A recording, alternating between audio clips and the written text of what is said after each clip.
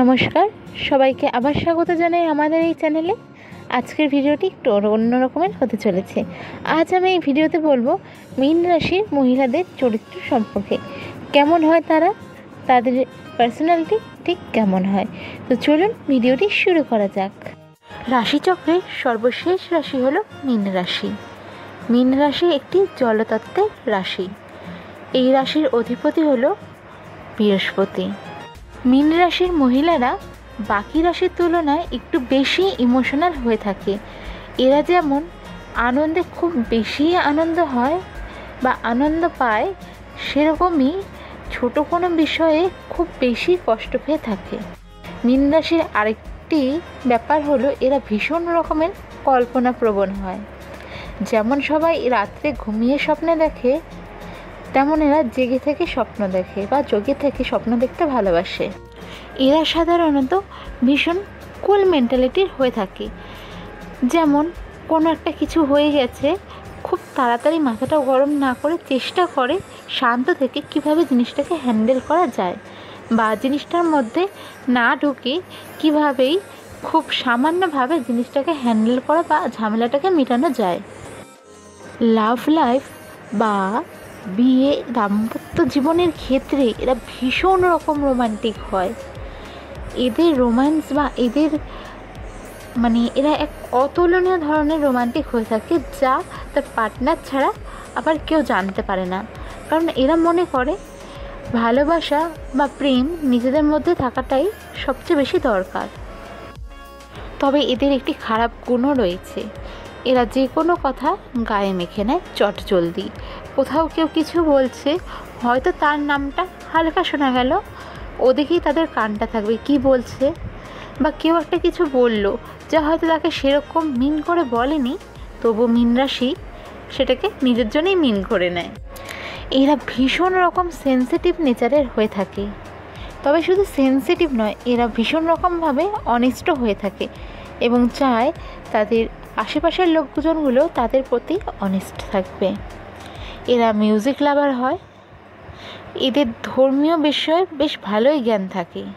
পূজা আর্চা এগুলো খুব নিষ্ঠার সাথেই এরা করার চেষ্টা করে। এরা আধ্যাত্মিক টাইপের থাকে বা আধ্যাত্মিক জ্ঞান ধারণা এদের মধ্যে বেশ ভালোই থাকে। এদের মধ্যে আরেকটি জিনিস রয়েছে, সেটা হলো হাই ইনটিউশন পাওয়ার। এদের সিক্স সেন্স ভীষণ রকম হাই হয়ে থাকে। এরকমও অনেক সময় হয়ে থাকে যে তারা একটি কথা বলল এবং পরে সেই ঘটনাটি যখন মিলে যায় তখন এরা বলে থাকে, দেখেছিলিস তো বা দেখেছিলে তো, আমি বলেছিলাম আর ওরকমই হলো। এই জিনিসটা এদের মধ্যে বেশ ভালোই থাকে। তবে এদের মধ্যে আবার আরেকটি খারাপ গুণ থাকে যে এরা হুটহাট বা নিজের জন্য একা একা ডিসিশন নিতে পারে না। কারো সাপোর্ট এদের প্রয়োজন হয় আশেপাশে, সে ফ্যামিলি মেম্বার হোক বা বন্ধুবান্ধব বা প্রিয় একজন, এদের দরকার হয়ই হয়।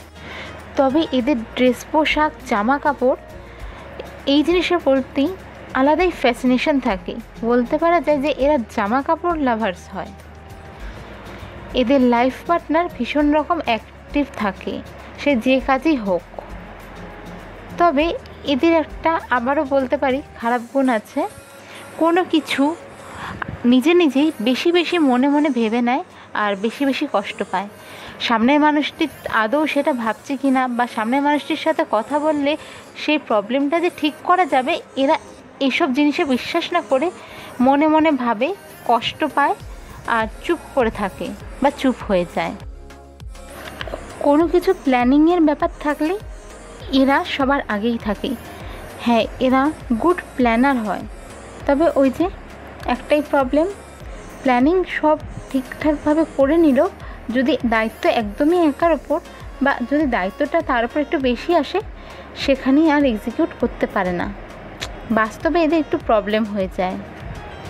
এদের মনের মধ্যে অনেক চাওয়া পাওয়া থাকলেও মুখে কোনো ডিমান্ড থাকে না। এরা ইন্ডিপেন্ডেন্ট টাইপের হয়, শো অফ করতে পছন্দ করে না। তারা চায় তাদের সামনের মানুষ, সে বন্ধু হোক বা ফ্যামিলি মেম্বার, যাতে বুঝে নেয়। আর এদের সবথেকে বেশি এক্সপেকটেশন থাকে এদের লাভারের থেকে, যাতে এদের থেকে তারা সব কিছুই না বলা অবস্থায় যেন বুঝে নেয়। মানে এরা কিছুই বলবে না, কিন্তু সামনের মানুষটিকে বুঝে নিতে হবে তার মুড কেমন রয়েছে, সে কি চায় কি না চায়।